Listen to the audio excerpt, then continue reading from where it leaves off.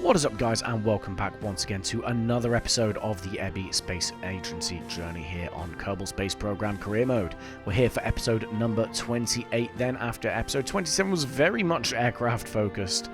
We designed ourselves a new supersonic business jet, and the first supersonic jet of its, well, at all, to be honest, the KS-101 carrier here that you see on screen. Very nice aircraft. It was enjoyable to fly, and yeah, we managed to unlock most of the airfields around Kerbin.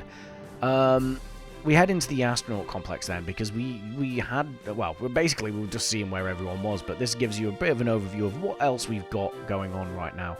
Out of 18 Kerbals available to us, we have 4 that are only available on Kerbin. Everyone else is on ship at the moment.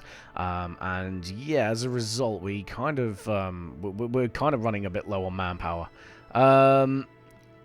Into the mission control building, then we take a mission for some science data around Moho, which is still our long-term goal as well, is getting some probes around there.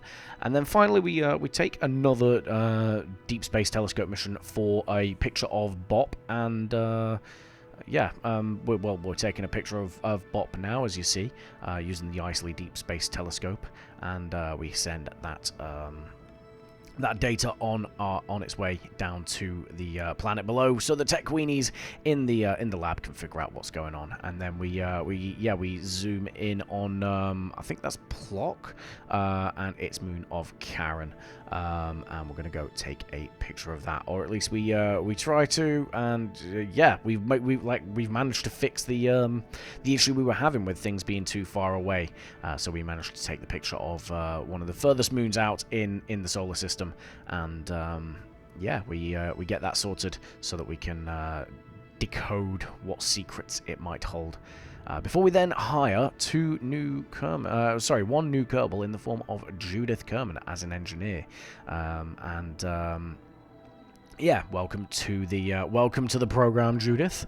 I'm sure you're going to love it here, as we then skip up to Minmus, and you see here we've upgraded the terrain quality for the game, and yeah, Minmus looks fantastic with these ice flats on the go. But yeah, it is time once again for another crew rotation, and this is Jeanson and Judith. Her first mission with the agency is going to be crewing this mining base on the furthest moon from Kerbin. Keeping her company then are going to be Staten, Jedman, Jeanson, Kerman, as well as Kurt Kerman, his first time off the planet of Kerbin since being rescued.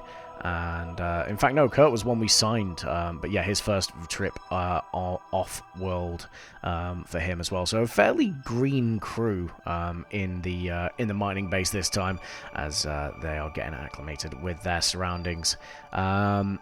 So yeah, we'll see how they get on. This is a good way for them to get experience for sort of deep space missions that may follow later on down the line. But yeah, quite a junior crew at the minute up on Minmus in the mining base. It is still plugging away, guys, at grabbing its all the ore it can to send up to the orbiting refinery for to support any future missions, basically. From there, then, the returning crew, obviously, they set themselves off in that transfer ship. They get a beautiful view of the KSC as they re-enter the atmosphere from above. And that is those guys home. So yeah, from here it is all about Duna once again, and the first of our ships is arriving. That's right, the Duna 2 lander is now in position in a polar orbit around Duna. So yeah, it's not too bad. We had to use a little bit of fuel from the lander, but we've got plenty to spare. We've still got 2.3 kilometers of fuel there. So nice and nice and sort of conservative on the fuel count there. Before we then take a look at craft approaching a different planet. That's right, the Moho probe bus that we sent a while back that ran out of fuel, or has mostly run out of fuel, is once again zipping past Moho and kind of reminds us that we need to do something about that to either just chalk it up to a loss, which I think is what we're going to do, or do something different. But instead, we like I said, we chalk it up to a loss. We set a reminder for the new transfer window to Moho. And we then focus our attention on the stuff that is going right for us. And a craft that we've not seen in a while, guys. The Duna 1. On its way back to Kerbin, you can see it in the background there. The crew are on their way home. They are seeing home rapidly approach them there from the distance. And Jeb, Bill, and Bob could not be happier. They start their capture burn around Kerbin on the night side, unfortunately, so we don't see too much. But before long, we managed to circularize around Kerbin, quite high up, but that's not too much of a problem, right, guys? Yeah, nice and circularized before the crew then move into position to return home. But before that, we have the Duna. Well, I say the Duna 2. The Cyclops transfer ship is approaching Duna. These happened about an hour apart in game. So literally, we had, as one crew was returning home from Duna, the other one was arriving at Duna, which I think is a cool little coincidence in terms of timing. So yeah, we kind of had to jump from one ship to the other there. However, the first three Kerbals to have been to Duna and who have now returned home make their way into the lander. The very same one that carried them down to the surface of Duna is also going to bring them home to the surface of Kerbin. Before that can happen, though, Bill has to hop out, make sure all the parachutes are repacked, because that would be a very unfortunate ending to this mission. But thankfully, they remembered, and they make their way down to the surface after a brief re-entry period. There's a lot of parachutes on this, so it was a very slow float down to the surface, and the crew splashes down without any problems. And yeah, these guys are the first guys to have been to a different planet and returned, and they bring a lot of science back with them, 1,600 points worth, in fact. So yeah, while they're all admiring their new chest bling, you see there with the ribbons, we are going to go ahead and go on a little bit of a spending spree in the science center. So we're now starting to unlock some more nodes with some various equipment, some plasma engines, a new command module, some new rover wheels and ground movement tools, and also I think there was some some better high-speed intakes. So the aircraft geeks will love that too as well. Back into the tracking station, then we are taking a look at the rest of the Duna 2 mission constellation currently en route to Duna. The next part of which is the Ike lander, which is now performing its capture burn around the brown planet, and also placing itself into a orbit. We do actually manage to pull ourselves into a rendezvous with the Cyclops transfer ship, right? And as a result, we decide we're going to pull the trigger on the first part of this mission now. So Steldrin, Valentina, and Very Kerman float their way on over. In unison, actually. We had all three Kerbals out on EVA at the same time here, all flying towards the lander. But they are all making their way over to the lander. To basically start setting up the ship to move towards the moon of Duna at present. They figured there's no time like the present. Our ship's here.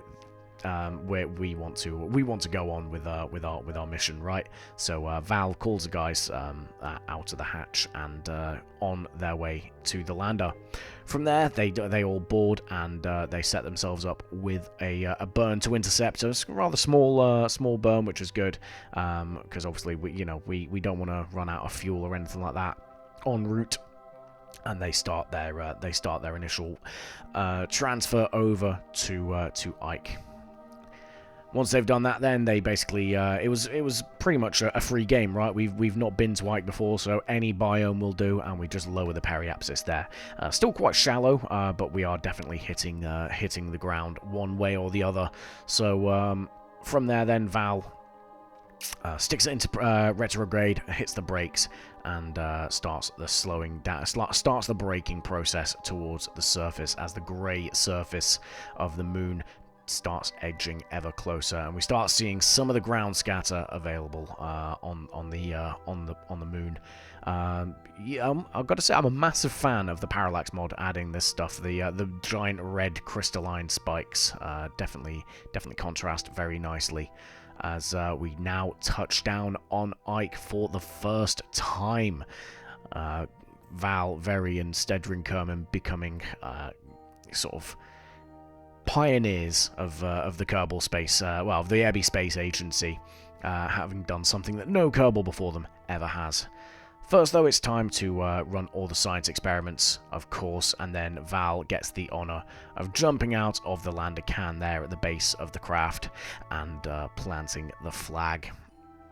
So, yeah, first Ike landing done, guy. So we've not even sent any probes to this place, as we state on the we state on the plaque there. Probes are overrated. And then, yeah, the crew gets out. It stretches their legs after some after a pretty cramped descent down to Ike. Obviously, it's this land is built to be light, not spacious, and yeah, they're keen to get out and stretch off. Firstly, Stedrin then, as the engineer, will start placing all of the engineering components down, such as the solar panels and the communications for the surface science pack, and then Very, as the scientist of the mission, will start gathering all the data and placing it back in the landing pods. Before then grabbing the surface science packs, the experiments, and placing those down as well. So that over time, we're going to reap even more science from the surface of Ike. After that, then, Very continues the tradition of seeing just how far you can yeet a golf ball on other planets before taking a quick jetpack over to examine some of these crystalline structures. Sadly, he lacks the tools available to take a sample. From there, then, everyone hops into their relevant seats in the lander craft. You see, what we've done there is we've basically just placed a Mark 1 lander pod on top of a Mark 2. So we've got the flight crew in the bottom one, with Val sitting by the windows and Stedrin monitoring the equipment over by the side, with yeah, Very taking almost a passenger seat in the Mark 1 just above, but with a nice window view. From there, then, it was just waiting until Ike was in sort of in line with the polar orbit we'd set the ships up on, and it was a smooth takeoff from there. However, we run into some issues, guys, and yeah, things start coming undone very quickly. As you might see, we have kind of overplayed our hand with the fuel situation. We boost ourselves out on an equatorial orbit because it was the easiest way to get away from Ike. After that, we do not leave ourselves with enough fuel to actually set ourselves up with a rendezvous with the other ships. Now, the problem is that we cannot afford to burn any extra fuel from the Cyclops ship. It is marginal on fuel to make it back as it is. So we face a dilemma here, guys. The crew are now at risk of being stranded in space around Duna until someone in the tracking station comes up with a very, very out-of-the-box idea, and that is we have a lander base that is still about to arrive at Duna within the next day or so, well before the crew of the Ike lander run out of life support. What if we were to redirect that and use it as a makeshift rescue craft? And well, after the numbers geeks crunched the numbers and did the math, they figured out it would work. And well, that's what we're setting up here, guys. We're setting up the maneuver for the lander base to basically capture around Duna, while also setting themselves up with some form of rendezvous with the stranded craft, right? until eventually, after a bit of finagling, you see here, we managed to get it pulled off within the time window of the life support still available to the Ike crew. We finally get our rendezvous done, and yeah, the crew rather sheepishly thanks Mission Control for the assist, grabs the scientific data that they've acquired, and make their way over. Literally just as you see there at the top of the screen, as the life support is starting to run out. So we were definitely cutting it fine there with this rescue, but thankfully we're on the right side of that deadline, and the crew jumps into the planetary base system that is flying autonomously, so they can relax a little bit, and then they set themselves up on a rendezvous heading for the transfer ship, the Cyclops, so they can get back on board and start decoding all the data they've found from Ike. Again, they are going to be a little bit sheepish to the Duna crew as they get on board, but thankfully at least they survive to do so, right? So as the Ike crew gets back on board the Cyclops ship, the Duna crew will then start transferring over to the lander. But first, before that happens, we need to put the lander, the planetary base down on the surface at the pole. Now, this was more sort of like a just fly by the seat of your pants kind of deal, where we kind of just loosely aimed for a spot and then deorbited. But the good thing about this thing is because it is such a, it almost looks a bit like a plane with the two cupolas stepping out, the flat surface on the bottom. We could pretty much almost glide this thing in. Not necessarily as strong as a plane would, but we were able to almost get a lifting body effect, to loosely aim where we wanted to go before we then pulled the chutes on this thing. And once we got ourselves sort of leveled out, it was just a case of waiting to float down to the ice caps here and then fire the engines just to kill the last bit of velocity off before we put down on the surface there. And that is the base in position, guys. We try a little bit to sort of level it out with the landing gear, but there's just not enough give on them to be able to do so. From there, then the Duna crew hop on board the lander, or once it makes its rendezvous with the transfer ship. You see that happening now. Yeah, the Duna crew will hop on over via EVA, take up their seats, and get ready for landing. We are slowly starting to burn through the fuel on this lander, and obviously, given what happened with the Ike lander, we were a little bit cautious of how this is going to go down.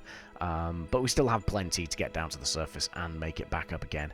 So yeah, the crew hop across and start their descent. Now, this was a little bit challenging, guys. I'm not going to lie. Trying to land things on Duna is alright. It's fairly easy. But then trying to land things on Duna and aim for another craft is a whole different thing. There were a fair few quick loads here because this wasn't like the last mission where the base could move to the crew. This was two static footholds on the surface, trying to land next to each other. But eventually we get it mostly right, and we pull the chutes and float on down. And I think the distance was about 500 meters ish, just down the hill there. So it was okay. We got it right in the end, and we are within sort of Kerbal distance, within walking distance of the base. So they gather all the scientific data they could. They then decide to, Gwenany decides to take a run up towards the base, which took her a little bit of a while. took her a little while. Chadbon then obviously opts to utilize the EVA pack and floats on over and hops in the base, as we see here. Fairly similar setup, minus the habitation module, which is the Mark II rather than the Mark I. And yeah, a little bit more advanced, but obviously not quite as roomy as the Minmus base, which has two of them. From there, then Tailed also decides to take a bit of a run over from the ship. And basically just hops straight aboard. From there, then Gwenini pops the flag and sticks it in the ground to commemorate the occasion at the poles. And